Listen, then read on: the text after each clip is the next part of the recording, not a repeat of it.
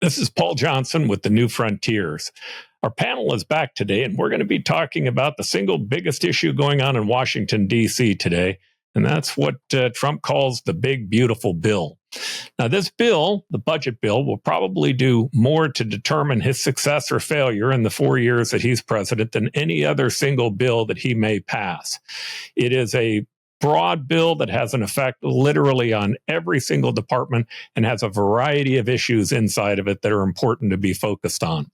There's a dilemma or a debate that's beginning to form in the Senate between what some people are calling the moderate Medicare folks, the people who want to push for no cuts in Medicare, and on the other side, people like Ron Johnson and Rand Paul, who are focused more on cutting the deficits long term. Now, as a disclosure, I will tell you that I tend to fall more on the side for trying to balance the budget.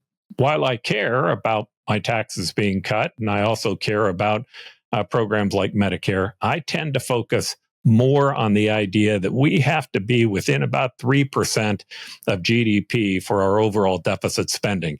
And this budget doesn't even come close. In fact, it's one of the biggest budget-busting bills ever to come across the American Congress.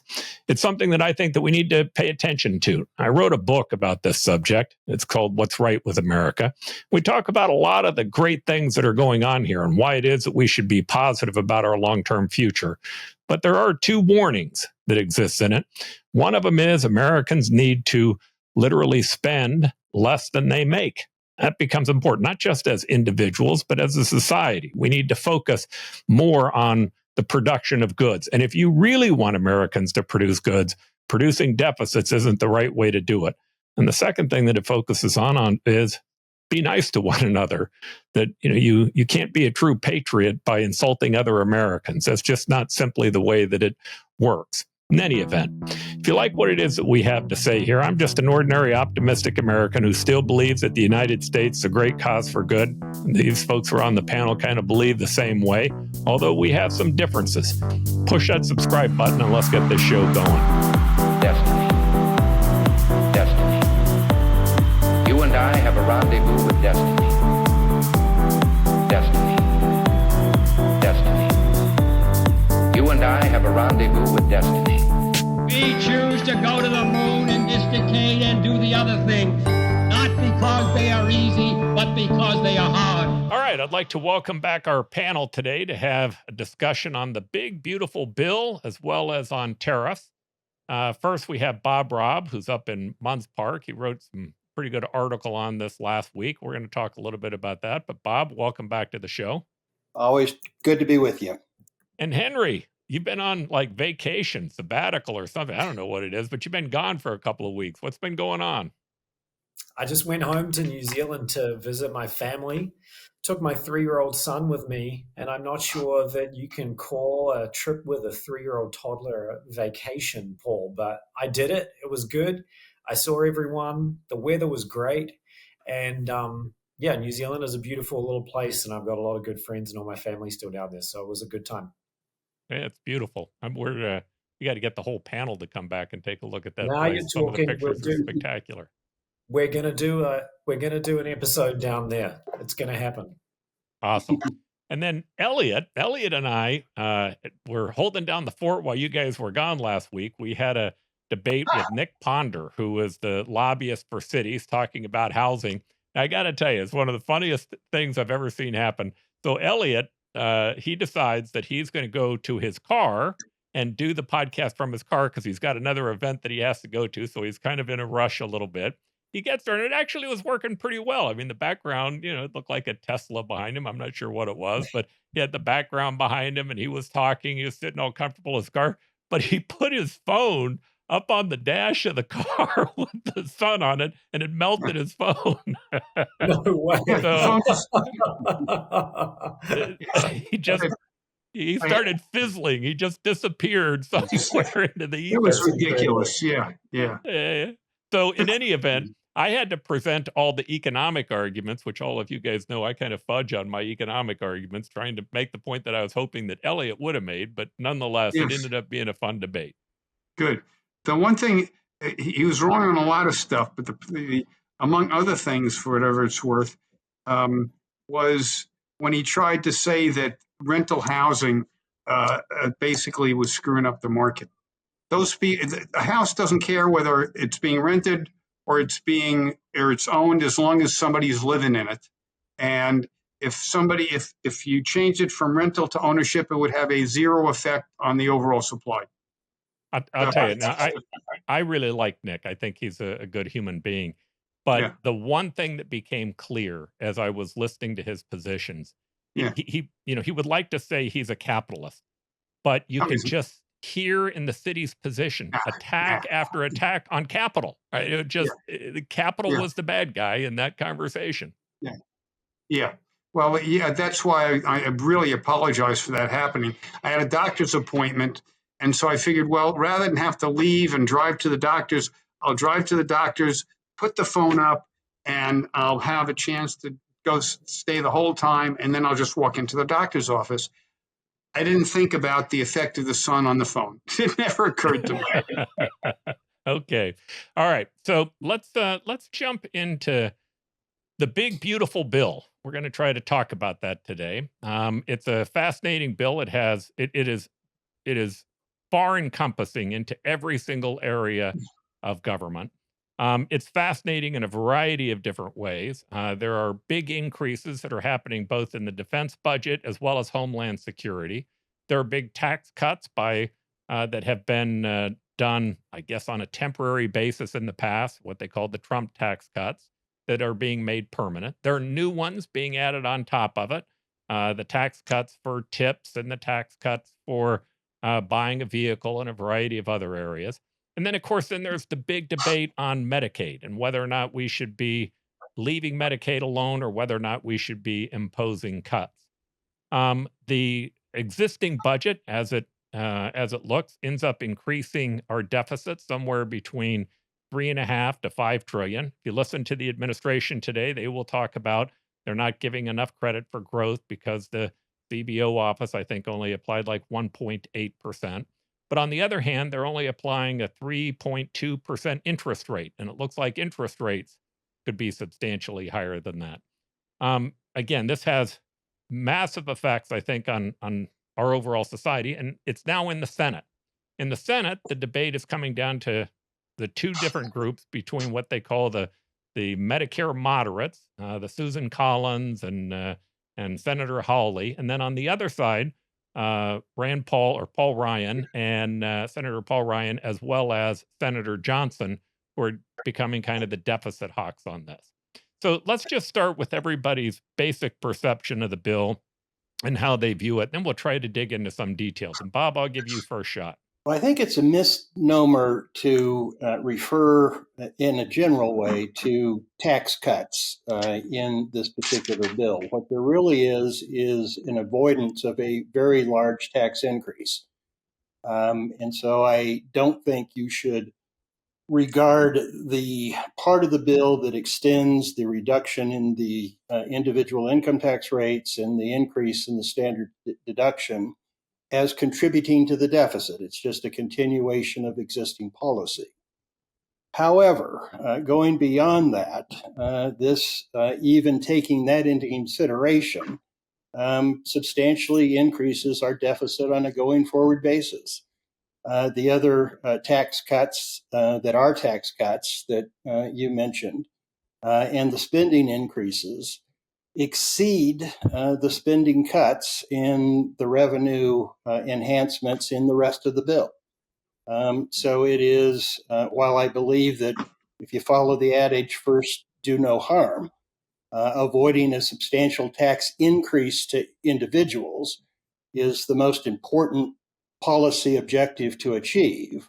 Nevertheless, the rest of the bill makes a very adverse financial condition for the federal government even worse.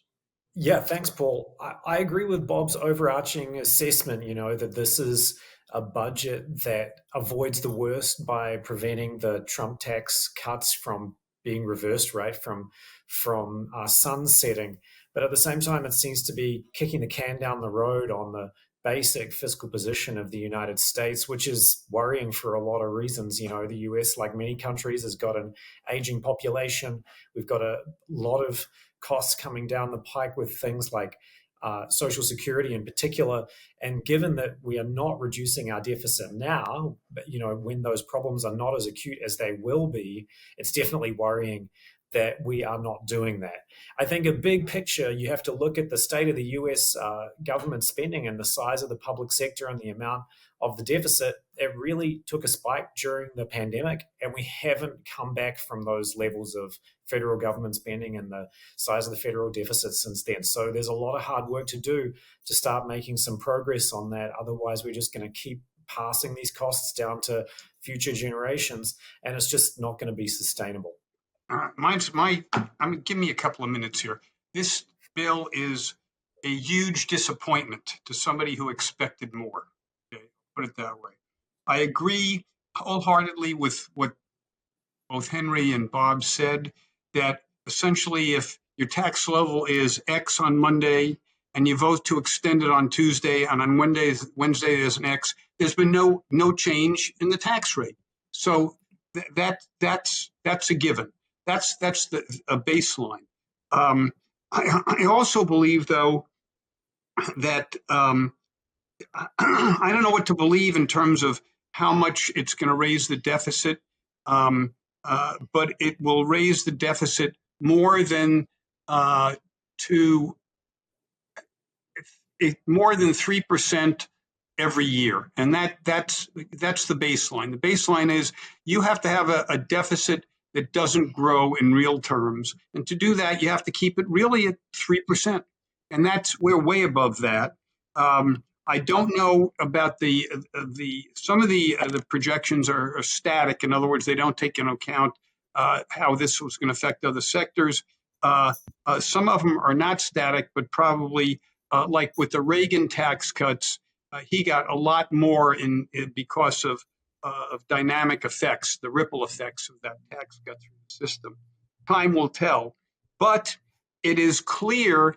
This is the clearest thing I've ever seen in terms of the difference between Reagan and Trump. And and it's the old story. I knew Ronald Reagan, and Trump is no Ronald Reagan. Let's put it that way. In that, what Reagan did is he had a point of view. He was a libertarian. You knew where he was going, and that made life projecting my job a lot easier. Trump is not only a populist, whichever way the band is going, he's going to be in front with his wand, but it's worse than that. The economy basically is very healthy. The one thing they have to deal with is the deficit issue, and nobody knew exactly when that would become a big enough issue to screw things up. Well, Trump, because he has kicked up so much dust and so far has been so unsuccessful in getting the deals he claimed he was going to get on tariffs, and on getting cuts to the budget through Doge, and willing to stand up for what he needs, which is cuts in spending. It's a joke. This is smoke and mirrors. And again, as somebody who really thought that he had a good chance of changing the world in a positive way, so far I'm terribly disappointed. The economy is basically strong, but there's so much dust raised that people can't even see that. And so the people are now focused on minutia, and it will change their spending patterns, and there's a real problem. So yes, I agree that that Trump and Congress are not doing their basic job. The study of economics is a study of how scarce resources are basically spent on competing demands. And right now, the government is not allowing that resources are scarce. So they're spending on everything. Something has to give. This is insane. All right. So, Elliott, I'm interested in, from an economic standpoint, if you can help me analyze this. Yeah. I'm interested in the idea that I'm not certain that Trump's goals are being serviced by this budget. The one thing that's been clear to me that he keeps talking about is the need for lower interest rates. Now, he's talked about that in a variety of ways. They've talked about how important that is through the reduction of regulations and the reduction in the budget, but they've also put pressure on the feds, and they've talked about even moving away from the feds. Although I want to be fair to him, he's kind of reversed that. I think he's not going to mess with the independence of the Federal Reserve, other than through putting pressure on them. The Supreme But- Court took care of that. Yeah.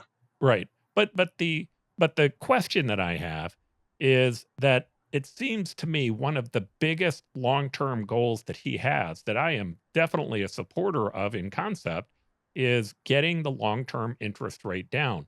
And this seems to me to be exactly counter to that. Am I overblowing that? How do you see that? Well, the reason that interest rates were this high is because the economy was strong. And that's why rates kept on going up. You had to do something to bring down the rate of inflation. And that seems to be being accomplished, although how much of it is a true decline and how much is people basically buying a lot of stuff overseas and passing it through before costs go up because of tariffs remains to be seen. I have no idea what's going to happen with tariffs, like zero. I watch this daily and I'm confused. So the bottom line is that to make this work, deficits have to grow at the same or less than the growth in GDP, which is, let's say, going to average around 3%. And in that case, you'll basically ultimately be in good shape. What bothers me is that people are now focusing on the wrong things because Trump has raised so much dust, so much uncertainty, so many changes of direction, and now people are focused on this one number. People have been talking to me for 30 years about the deficit and when it's going to be too much and when it's going to blow up. And for 30 years, people have been predicting that. It's Trump's actions which cause people to focus on it. And now, let me be fair about this. I have to give it to the Democratic Party and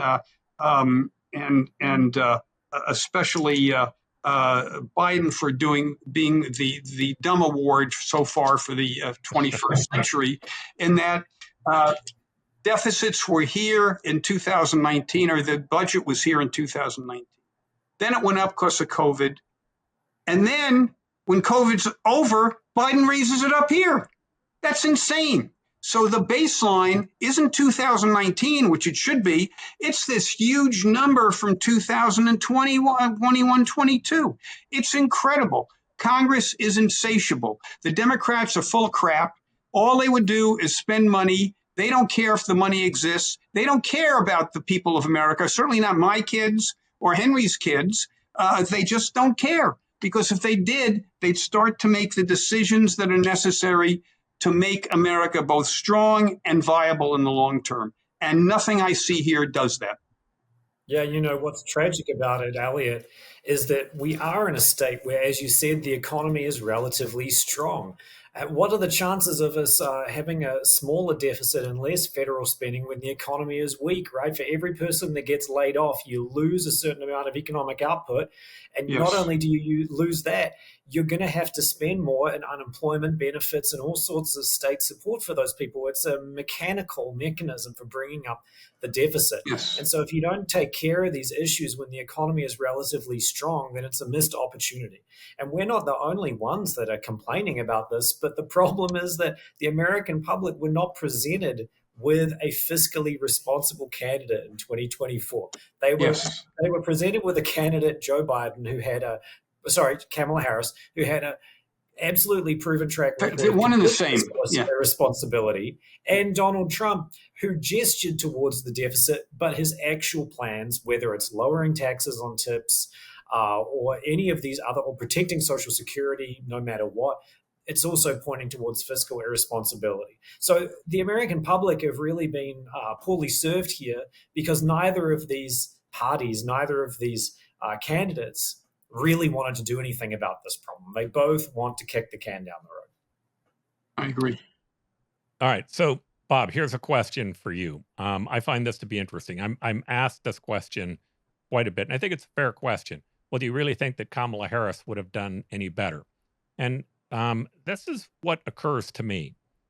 If Kamala Harris was in office today with a Republican Senate and a Republican House, I am very doubtful that they would have sent her a budget with this big of a deficit included in it. There'd have been a fight amongst the two of them. There's no doubt about that. But with them controlling both the House and the Senate, my guess is we wouldn't be arguing over these high of a deficits. Now, again, I'm not trying to say that Kamala Harris on her own accord would be better. I'm just not altogether sure that the budget deficit isn't worse because we have both parties in control of the House, the Senate, and the presidency. Your thoughts on that? I think in terms of effect on the deficit, the difference would be marginal. If Kamala Harris were president and the Republicans were in charge of both the House and the Senate, there would be no reconciliation bill. You would, as you were in the past, when you had that divided government, you would have a series of continuing resolutions, basically kicking everything down the road. There might have been some kind of deal made to extend the Trump era tax cuts for those making less than $400,000 a year. So you might have some modest increase in terms of revenue from top earners. But in general, you would have had just a continuation of the status quo. And the status quo is a $1.8 trillion deficit, 7% of GDP compared to the 3% that Elliott identified as what should be the maximum target. So you wouldn't, I think, have something that would have made the deficit picture marginally worse the way that this reconciliation bill does. But you still would have, we would still be marching towards the bond market at some point in time saying, sorry, we've had enough. We're not loaning you any more money at that interest rate. All right, Henry, you'd brought Tony Abbott, the Prime Minister of Australia, onto our program. That was a great program. I really enjoyed that. I loved his. This guy's ideals were just almost identically lined up with mine, and at least the conversation that we had, which was he was a believer in the let's call it the American world order, although I don't know he would have called it that, the rules-based order. He was a big believer in trying to promote Western democracy, but he also believed in things like austerity, and he seemed to have a fairly decent track record on that. I think back to Bill Clinton. I remember Bill Clinton had these paper charts he put up behind him where he talked about the direct connection that existed between the deficits and interest rates, and he was able to help sell the public on why we should be reducing the overall size of the government. Now, you might argue he only did that because he had a Republican Congress and he'd done the comment of the era of big government's over. But nonetheless, there was a sales pitch that was involved in trying to get us to where they wanted to go.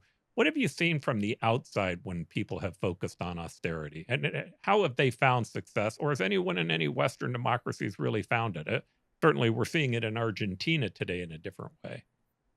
It's a really good question. I think austerity has become a dirty word in most of the English-speaking world because it was associated with some of these budgets, especially in the UK after the financial crisis under David Cameron, that are seen to have been really bad for the British economy and seem to have actually made the recovery from the global financial crisis worse. But as a more general proposition, I think most countries are searching for a candidate or a political party that's really supporting lower deficits. And I think there are structural reasons for that. I would say it's to a large extent driven by the aging of the population and the older electorate.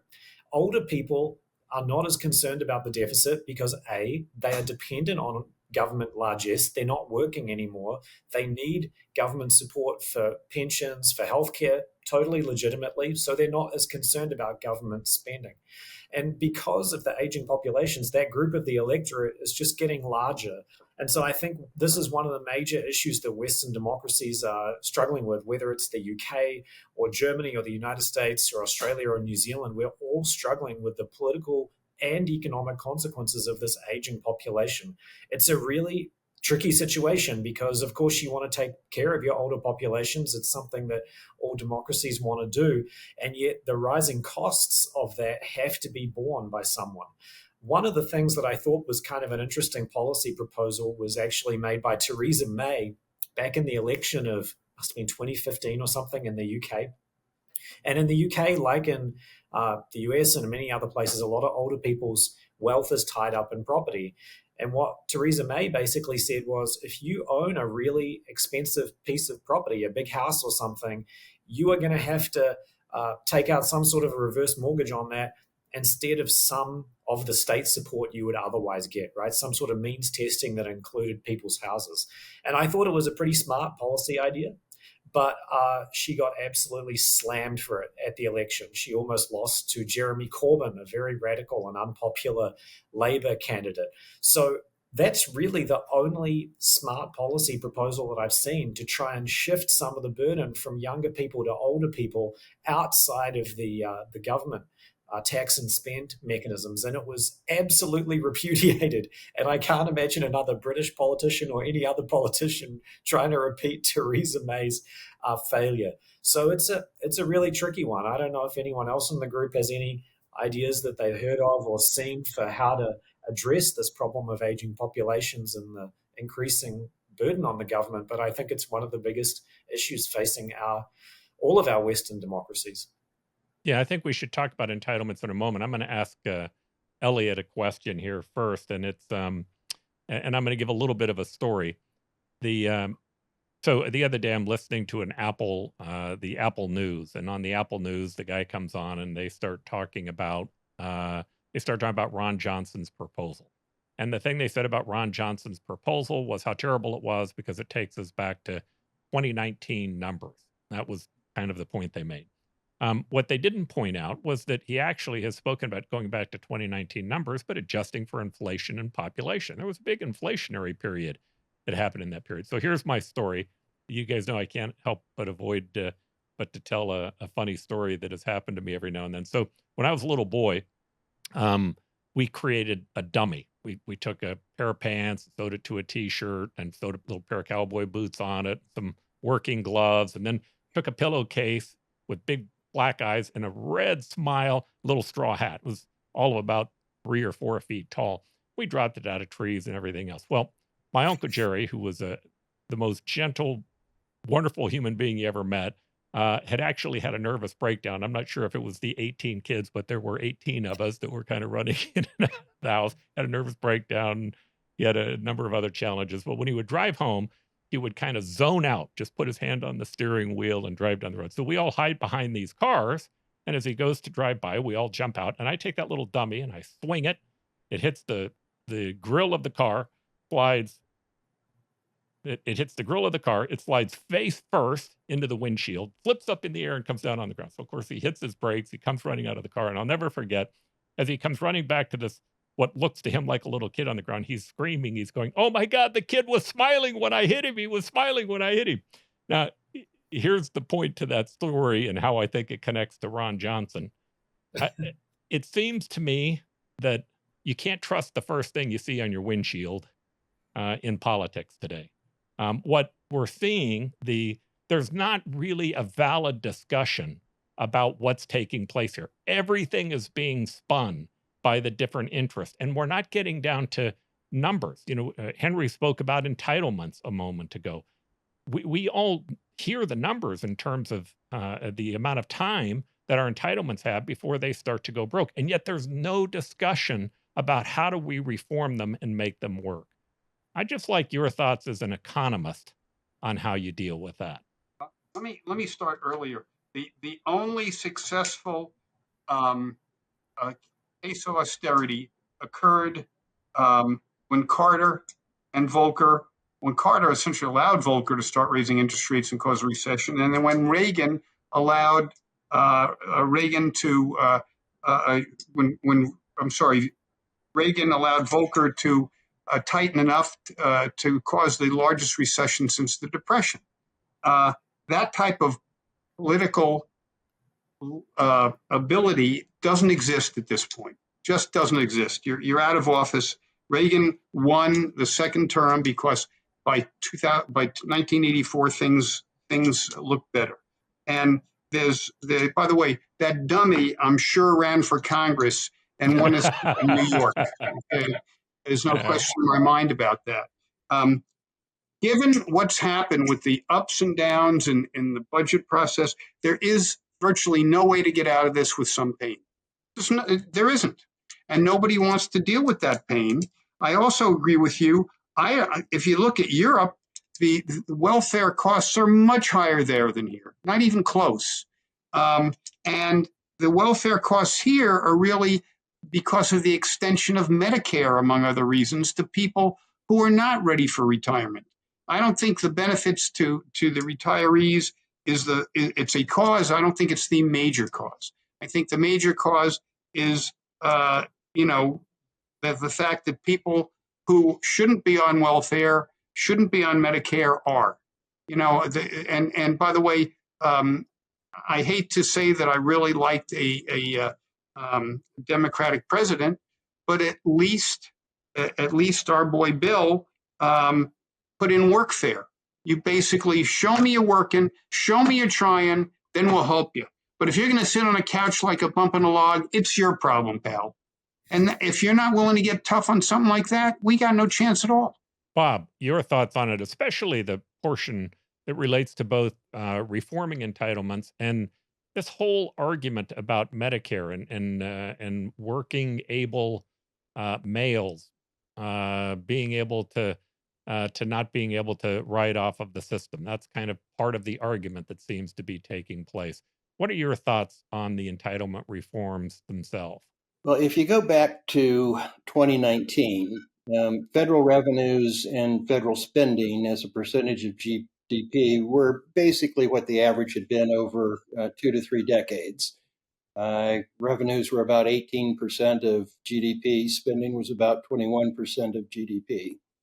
The combination of the pandemic spending and the Inflation Reduction Act and the infrastructure bill increased federal spending as a percentage of GDP to over 24%.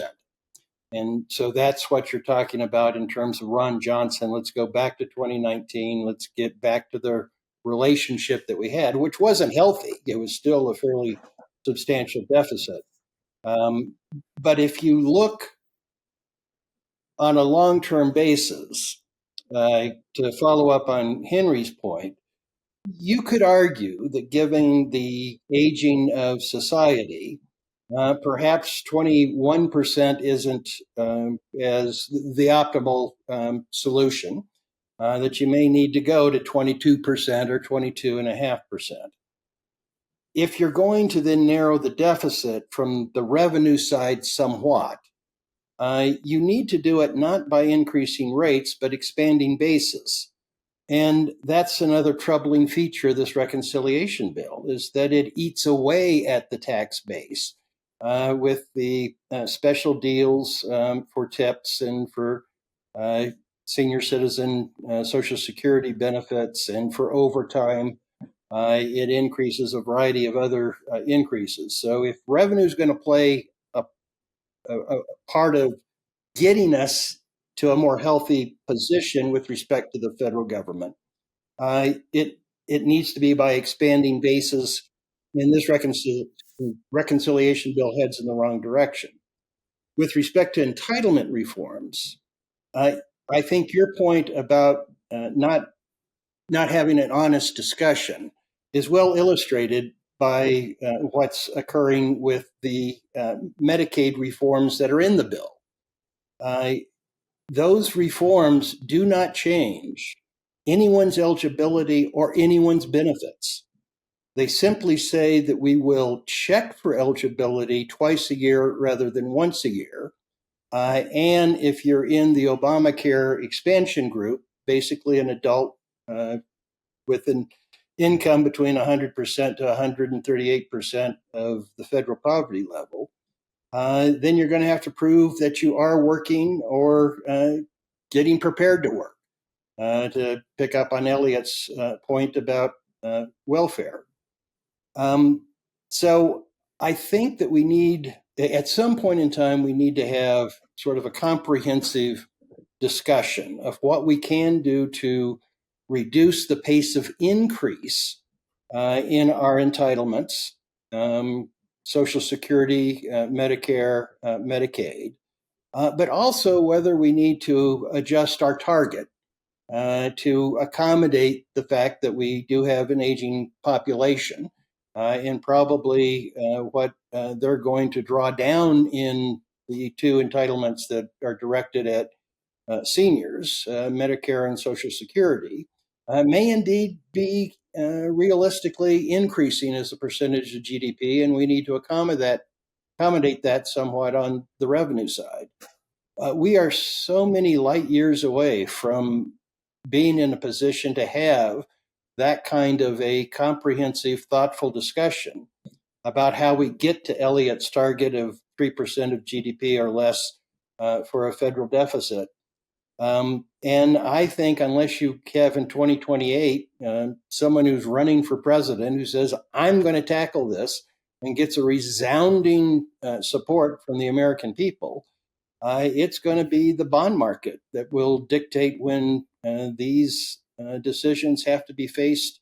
And it won't be done in a thoughtful way. It will be done in an ad hoc political blame shifting way. So, Henry, I'm interested in your thoughts on this. And it's what I like about what Bob is saying. I clearly believe Medicare as well as Social Security are benefits that we are probably going to have to see some increases. But that doesn't mean they couldn't be reformed. That doesn't mean that we couldn't increase the age that someone is starting to collect the benefits, or maybe doing some type of means testing that is applied to it. I'm not really quite sure at some level of income why I'm receiving a Social Security check. It would seem to me to make sense that it'd be better off to save that for people who might have a greater need.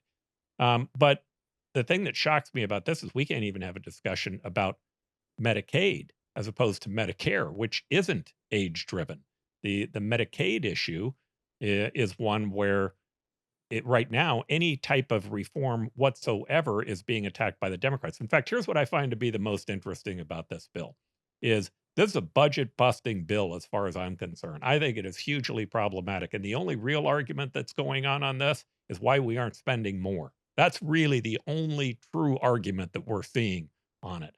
The Ron Johnsons and the Rand Pauls, I don't see them as gaining any traction. I hope they do, but I just don't see that as of now. And I think at some point, Bob made mention, it's probably the bond markets before we end up having to react to it. Your thoughts on that? Yeah, I think Bob is absolutely right. We'd have to have an election in 2024 where you had at least one candidate, preferably two, who really wanted to take on this problem in a very hard, difficult, and problem-solving way. And I can't see it happening. If you look at the Trump transformation of the Republican Party, one of the consequences of his sort of rejection of economic orthodoxy, his embrace of economic nationalism, one of the direct consequences of that is that he's not going to care as much about the deficit. It just doesn't match up. If you want to spend more money on industrial policy, if you want to support working class people, for example, by not taxing their tips or by giving them more generous benefits, it's going to have an effect on the deficit. So the Republican Party has turned away from that agenda. And I think that the wing of the Democratic Party that you talked about with Bill Clinton, and, there were people like this all around the world, Tony Blair in the UK, Gerhard Schroeder in Germany, the so-called neoliberals or third way social democrats, they're gone. I mean, that generation, maybe you could say Barack Obama had some grain of that type of idea still in him, but that brand of Labor politician, of social democratic or Democrat politician in the US is basically gone, and all the energy on the left is with far more radical figures like AOC and Bernie Sanders in the US, people like Jeremy Corbyn in Britain, And those people aren't interested in the deficit either. So we're in this really interesting situation where the electorate seems to just want to keep riding this out, keep increasing the deficits, keep collecting the benefits that they can.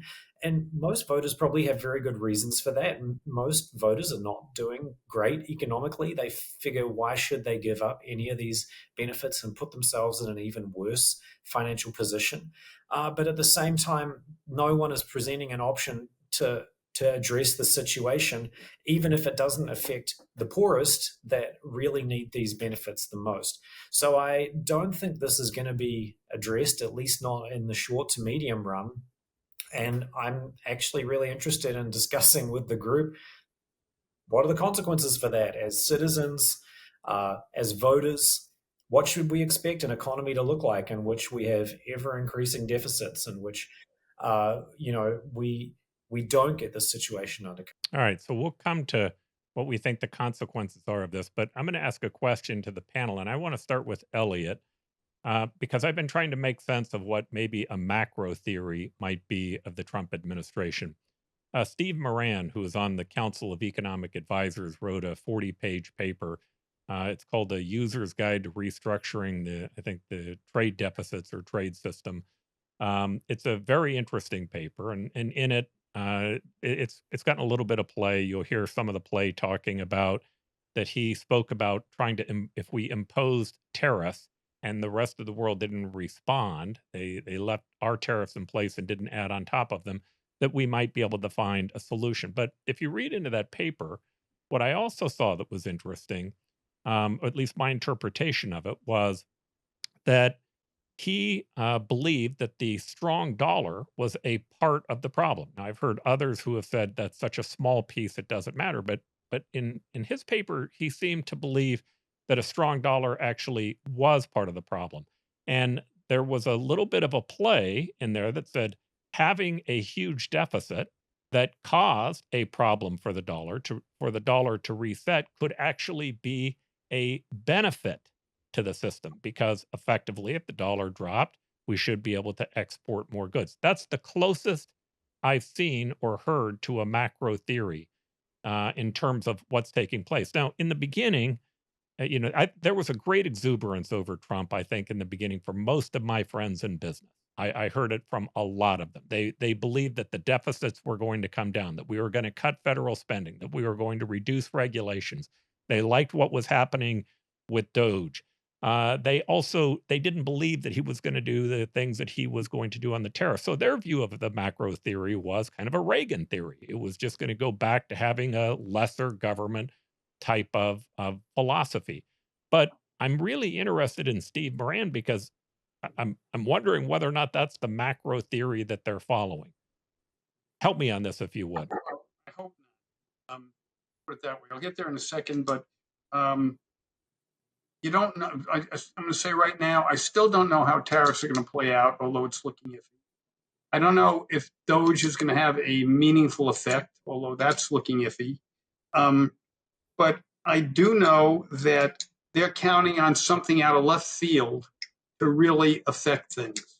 And whether it's tariffs or whether it's DOGE or whether it's a drop in the value of the dollar, which is almost certain, I think that's not any way to run a railroad, to put it that way.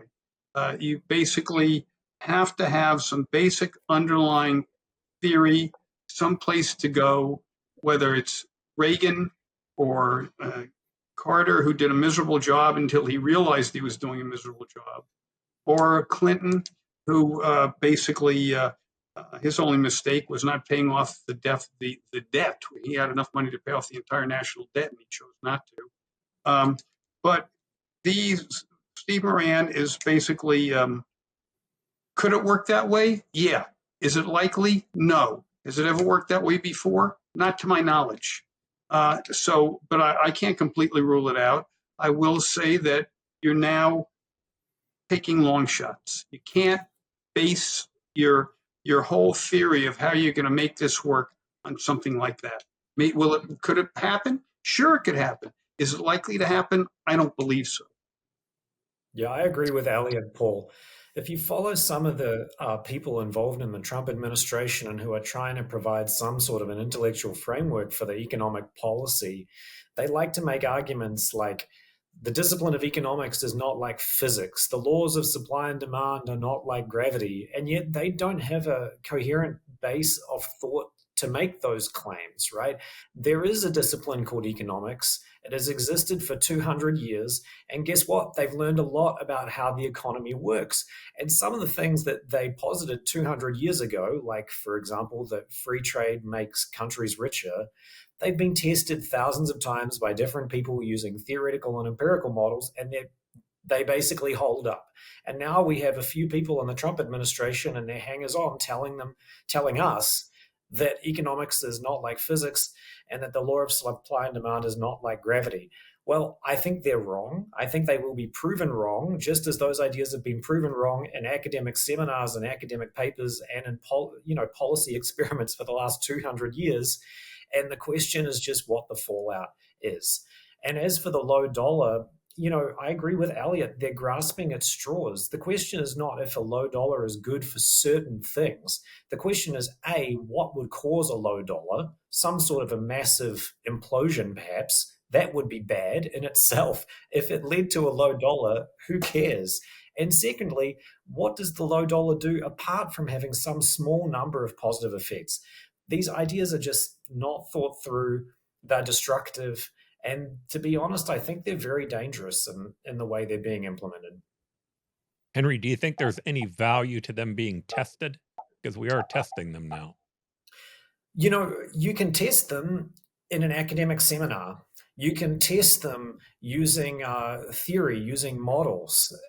You don't have to test them by having Trump tweet out that he's going to impose tariffs of a certain level. You can test these things in a way that doesn't impact the lives of hundreds of millions of people. And to be honest, most of these theories probably have been tested hundreds of times in the past in different settings and found to be wrong. So I don't see why we have to run this thing into the wall. I think that to the extent there is a economic theory that provides some degree of coherence to what the administration is doing, it is a desire to revive manufacturing and its role in American society and creating jobs, good-paying jobs for young men with only a high school education. And so a protectionist tariff is supposed to do that. A lower value dollar improves the prospects for American exports. I think it's a futile effort. And if you look at the economy as a whole, a stable dollar is one of the linchpins to economic progress.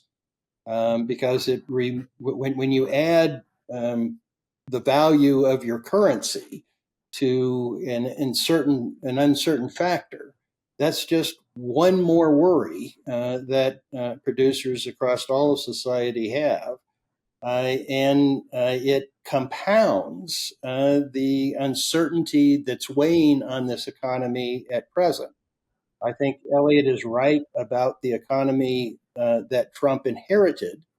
However, the current economy is beset with uncertainty after uncertainty after uncertainty. What are tax rates going to be? What are tariffs going to be? Is he going to attack the Fed and try to lower the dollar? What effect does that have on inflation?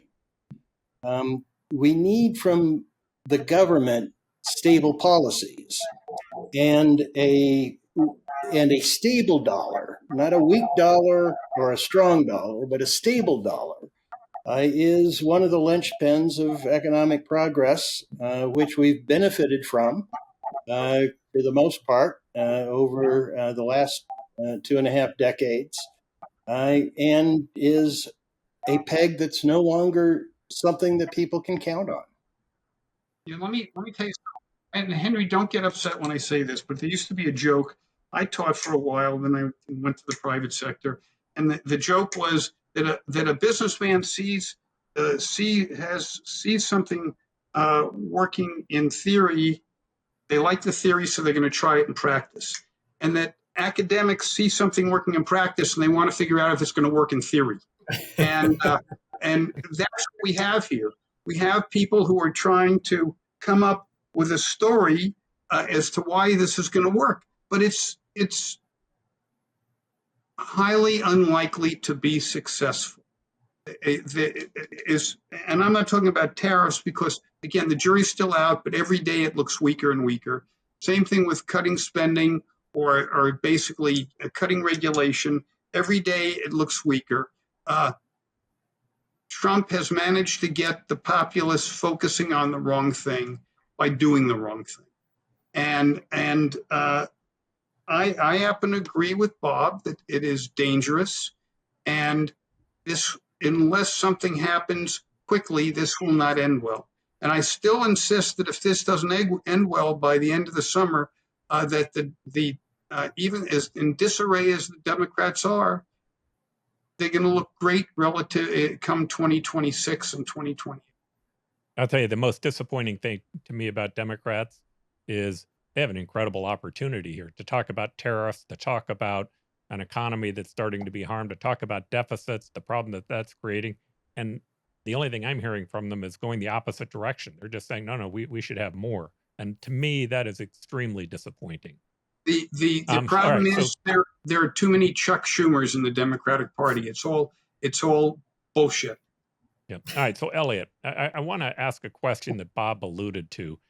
And it's the question of, from an economic standpoint, are hardcore fundamental economic fundamentals more important, or is psychology more important? And the reason I ask that is because I think there are a whole set of issues here that are economic fundamentals. But this idea that we have tariffs that seem to change on a daily basis, we have an attack against our allies, we have what's going on with Greenland and the problem with Denmark and the problem with Canada, and then added on top of that, the instability that seems to be coming out of the White House. Those are creating psychological effects.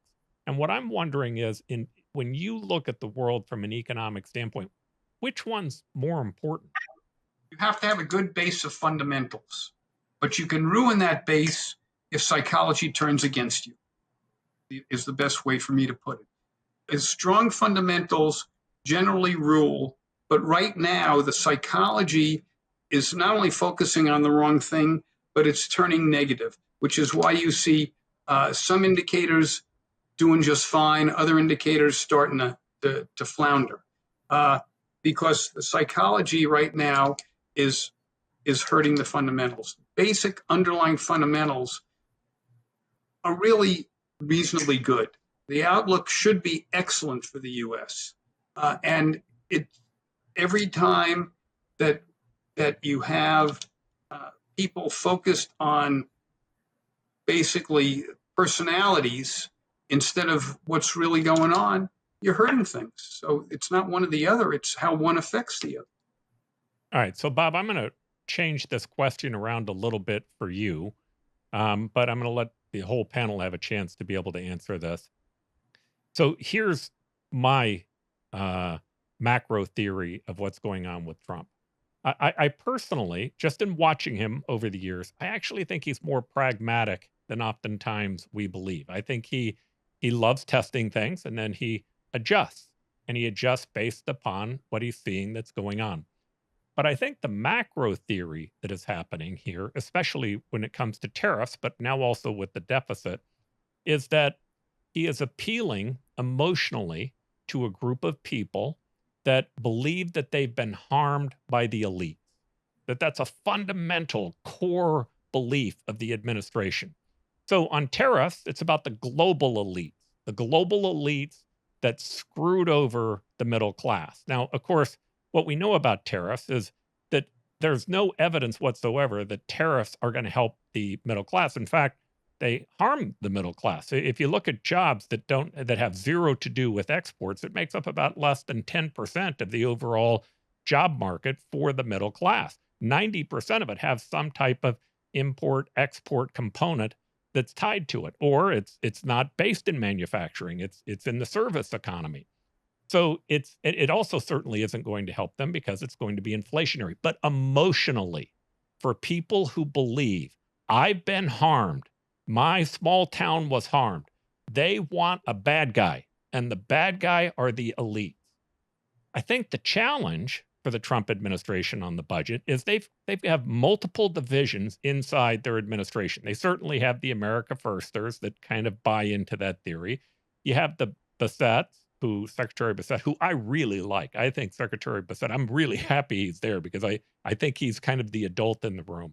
But then you have the tech libertarians who really believe that a smaller budget would be better. The problem with the smaller budget issue is that it ends up having to deal with things like entitlement reform. You can't really get there. You've made this point on the show over and over again. You can't get there just by cutting employees. It's less than 10% of the overall budget. Well, it's really hard to go back to those grievance voters and to tell them, hey, I cut your Medicaid, but you should be okay because I gave a big tax cut to the rich. Now, I agree with you. This wasn't a big tax cut for the rich. I agree with you that this is just of keeping the tax cuts that were in place before, and it would be a tax increase otherwise. But nonetheless, from a pure message standpoint, I think Trump intuitively understands that begins to lose his audience. Help me on your thought with the Trump administration and maybe Donald Trump himself. Do you think that there is some type of plan here? And again, my macro plan for Trump is the political plan that is tied to dealing with grievance voters. Or do you think that this is just all haphazard? You give Trump more credit for reading the situation and having a settled direction in which he wants to head than I would. But I think that in terms of sort of the political macro situation, you're absolutely correct. He's a populist. He is trying to appeal to and ride popular grievance. And there is a feeling in middle America that they have been losers from international trade. That's also a belief that characterizes a lot on the left as well. It's not just a populist right sentiment. And but I believe that he is playing it by the seat of the pants, moment by moment, and that there is no overarching economic or political strategic plan in place. I do believe that he believes in a protectionist tariff and a revival of manufacturing as a core economic objective. And that happens to be compatible with his populist political instincts to appeal and ride people's grievances. So you have sort of a marriage there between at least instinctive thought and self-interest in terms of advancing himself politically. The problem is that the rest of the Republican Party has become a loyalty cult. And whatever instinctive reaction Trump has to anything, he wakes up in the morning and decides, well, you know what? Steel tariffs shouldn't be 25%, they should be 50%. And no one can say, well, nothing happened between then and now to justify that. And those tariffs, the steel tariffs at least, resulted from a prescribed process requiring a investigation, a report, public discussion, none of which has happened. To go from 25 to 50% So guess what? You can't just do that by whim. But there's no one in the Republican Party who's willing to provide any guide rails. And so I think while he has instincts in terms of policy, instincts in terms of politics, it is all seat of the pants in terms of what happens on a day-to-day basis.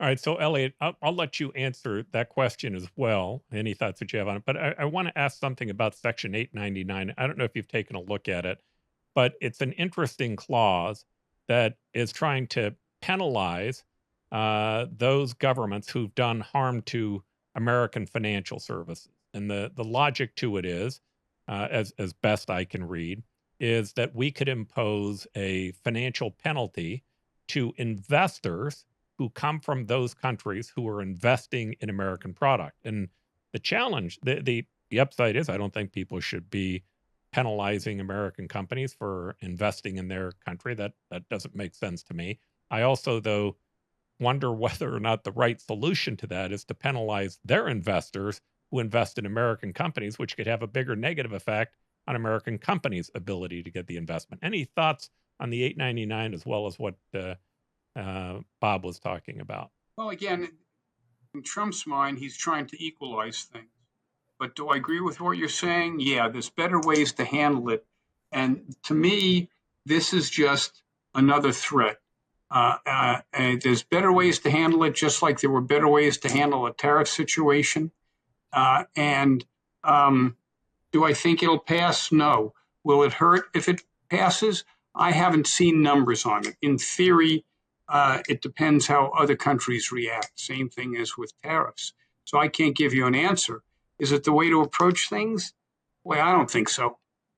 And is this just another, it's a knee-jerk reaction. Or it's that, or he's got friends in the financial industry who are saying this is a problem for us. But there are other ways to handle it other than to just throw something in a tax bill and not have it fully vetted. I don't like it.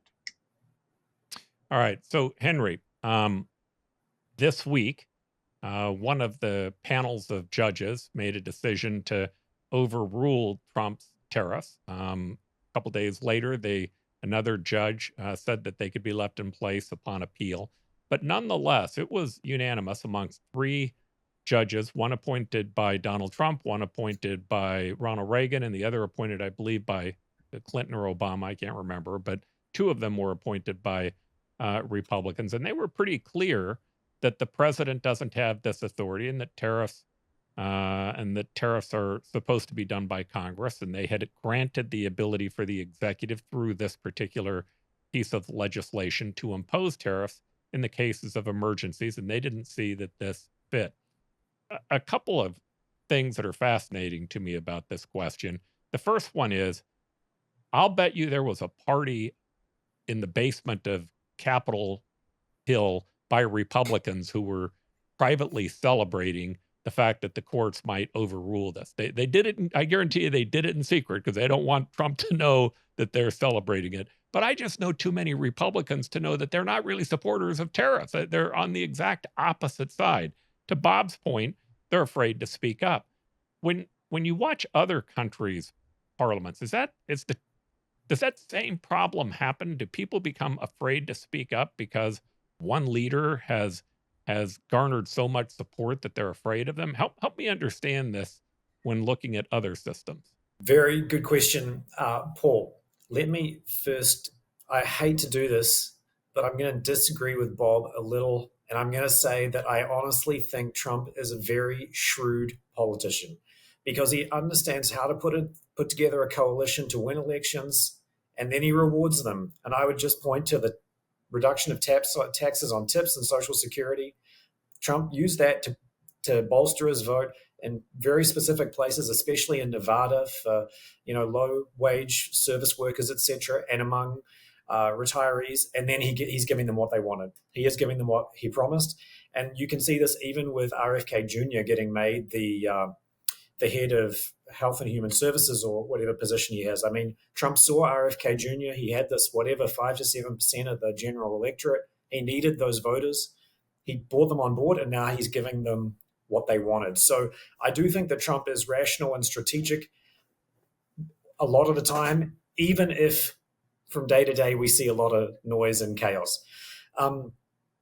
Trump's power in the United States system is somewhat unique because there's supposed to be more of a divide between the parliamentary party and the presidency, right? You've got a presidential system where the president's elected separately from the Congress. So the Congress is supposed to be a check on the executive, whereas in most parliamentary democracies, like in the UK or in Germany or in New Zealand or Australia, where I'm from, essentially the party leader is a member of the prime minister. So they head the executive branch, but they also sit in parliament, right? So they control the parliamentary faction. So in those cases, it's not surprising that the leader of the government has tremendous power in the parliament. But the reason that they have it is because they need that support in the parliament to pass their bills, because they sit in parliament as well, right? So the US system is actually not supposed to be set up that way.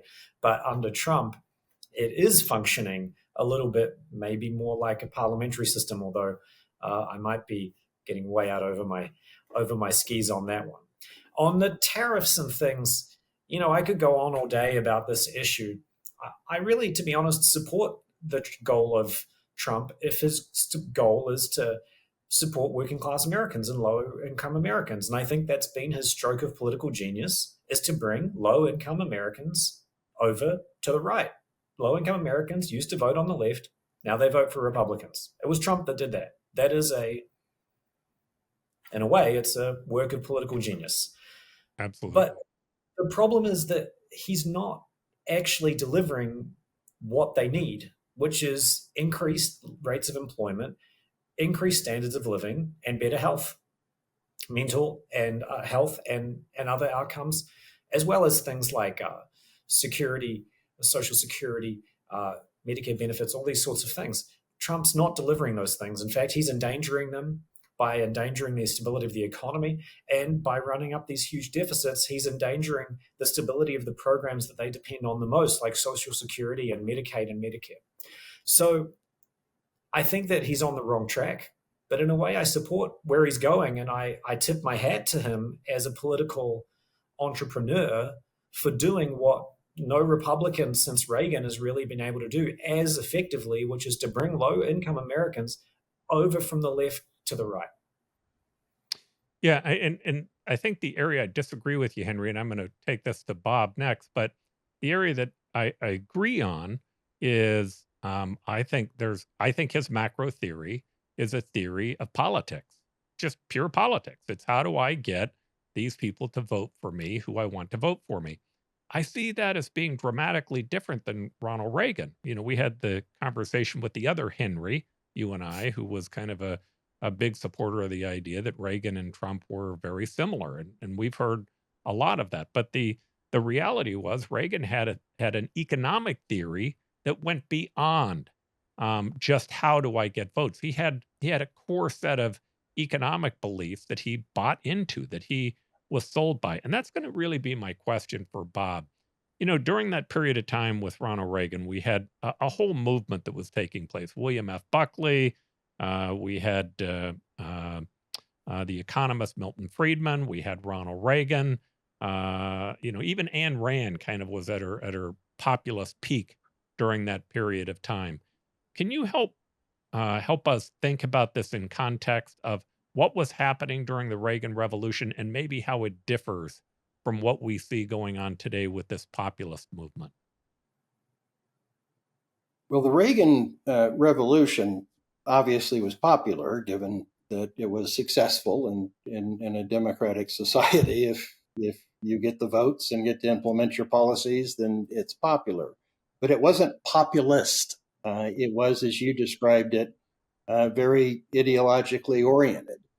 And it took place, the Reagan Revolution and the Thatcher Revolution in England, took place within the American context, following a fairly miserable economic decade in the 1970s.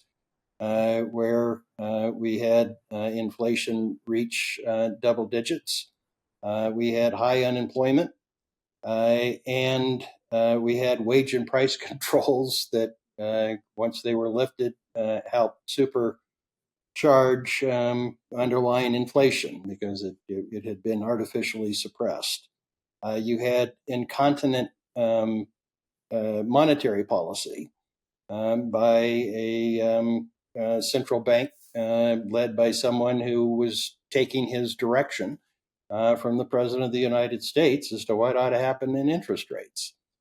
And then following the Volcker fixing of inflation that Elliott described, and you do have to give mutual credit to Carter for appointing Volcker and not pulling his chain as much as Nixon tried to pull the chain of Arthur Burns.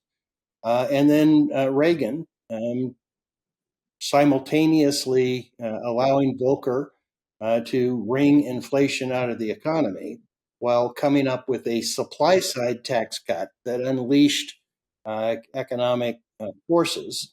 As Elliott said, by 1984, he could run for re-election on the theme that it's morning again in America. That's a remarkable economic turnaround in a short period of time. It wasn't quite as remarkable or as quick in England, but it was still fairly dramatic and fairly positive. And those had long-going political ramification and effects. The first George Bush won, in essence, the third term of Ronald Reagan. I don't see any similarities between what occurred then and what's occurring now with Donald Trump. There's no question that Donald Trump has been an extraordinarily successful politician. He has taken that Reagan Republican Party and completely transformed it into a populist nationalist party with very little similarities in terms of policies or the way in which they practice politics. So both substantively and culturally, it's an entirely different phenomenon. And there's no question that Henry is correct, that he's been hugely, hugely successful. But the question is, will it have sustainability the way the Reagan Revolution did? And I think we will see that answer in the 2026 election. And I'm not anticipating that the return from the electorate will be positive towards what Trump has transformed the Republican Party into. All right, so this is going to be my last question to all of you, and I'll ask it a little different to each one of you, but utilize this as your chance to make your last comments. So, Bob, I'm going to start with you, and I'll end with Elliott. Is part of this coming down to the loss of what is truth? And when I say that, here's what I mean. Henry talked about all of these theories. They've been tested. We kind of know what kind of does and doesn't work. And in fact, there are many, many Democrats who have moved in the direction of recognizing that Ronald Reagan actually made some strong points about how do you get to real economic growth. And we've seen that again around the world. Now, that doesn't mean that there's not a group of people, AOC and Bernie Sanders, are out there pushing an agenda that's not far from Trump. Just they have a different straw man. Their straw man's the rich. It's the rich that are causing all of these problems. But nonetheless, they want more of a managed economy. You wrote an article on this about managed trade. What seems to me to be interesting is that there's a real lack of any connection that's coming down to any type of comprehensible economic theory that people can grab hold of and say, here's what we're going to do. Even one that's more focused on tariffs. It seems to be more about raw power. How does one person have the control that they need to be able to make happen what they want to have happen, where everything seems to be centered on that person? Give me your thoughts on that, if you would. I believe we do know what are the elements that expand economic opportunity for the broadest range of people. And it is free markets and free people. It is a stable currency. It is a predictable and reasonable tax and economic environment. And it is the rule of law, where one man doesn't decide what the policies of the country are or who the winners and losers are. However, it seems that we need to periodically relearn those lessons. The political tendency or draw seems to be headed in other directions. And I think we are at that stage where we need to relearn those lessons. And unfortunately, there is nobody on the political scene today that seems to be to have the stature to make the argument for relearning what we know works. And I do believe that what we're seeing now are exercises in raw power, and in a way that run contrary to those fundamentals that are what we know lead to expanding economic opportunity for the broadest range of people possible. Henry, you had asked a question earlier, so I'm going to put it right back on you.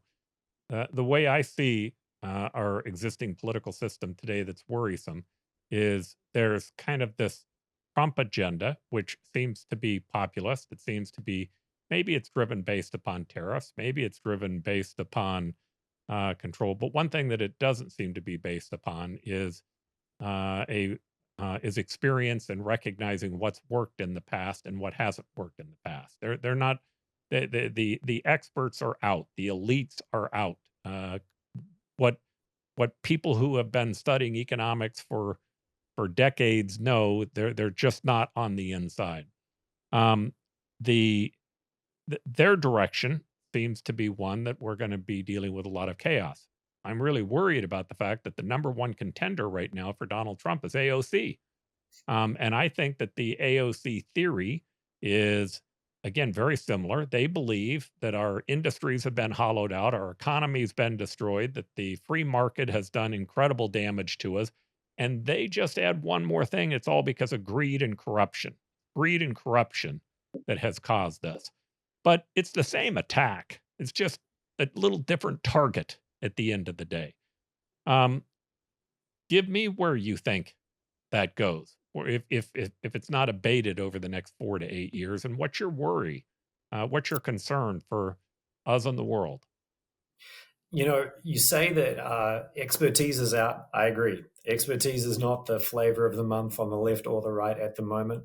You say that the elites are out. If you look at the CVs of most of these people, even people in the Trump administration, they've all gone to Harvard or Yale or some other super elite place. Many of them have worked in venture capital and have a net worth in the tens or hundreds of millions of dollars. These are elites. They know what they're doing. They know that they're lying and that the policies they're proposing will not work. They're doing it because they want to be close to power. They're doing it because they want to have power and influence, and perhaps also financially benefit from the arrangement that they've managed to create. So I don't think the elites are out. I think just a certain set of elites has moved in. The great thing about democracy is that even if this is an exercise in raw power, it's raw power that at some point comes from the people. And at some point, if those people are hurting because the economy has been run into the wall, they'll vote the bums out and the party will be over. How long that takes, I don't know. How imperfect that process will be, I can't tell you. But I can tell you that I'm glad that I live in a Western democracy like the United States rather than in a quasi-democracy like Russia or in an authoritarian regime like Venezuela or China, because at least at the end of the day, if my fellow citizens and I decide enough already, we can get rid of the current regime. Whereas in those places, we couldn't, right? We couldn't even have this lovely podcast that we have here. Maduro in Venezuela or Putin in Russia simply wouldn't allow it. So that's the corrective, Paul. We have to wait for that to happen. As Bob said, we might have to feel some pain, but at least the corrective can come and we can have some sort of change rather than having to just continue this path indefinitely. All right. So, Elliott, I'm going to leave you with two questions, and I'm looking for a more optimistic point of view from you here, hopefully. And here are the two questions that I'd like to ask. The first one is, I operate on the theory that we haven't been destroyed by the free market, by free enterprise. And, you made comments earlier about many of the fundamentals of our economy are still good. I think we've been through an incredible renaissance in America, even in the last 20 to 30 years, because of free trade and what's happened. I don't think there's anything like the United States. And I think a big part of that has been because of our reliance on those free trade principles, those free market principles that kind of started coming back into vogue under Ronald Reagan. The second question I would ask you, first one is do you agree with that? And the second question I would ask you is, to give the administration advice, they're certainly not going to listen to us, but if you were giving them advice, where do you think they can find success? Where do you think they can take this economy one step further if they were to just do X? Start the first thing there. Unlike Obama, the Obama had some good points and some bad points, but he was clearly not a believer in American exceptionalism.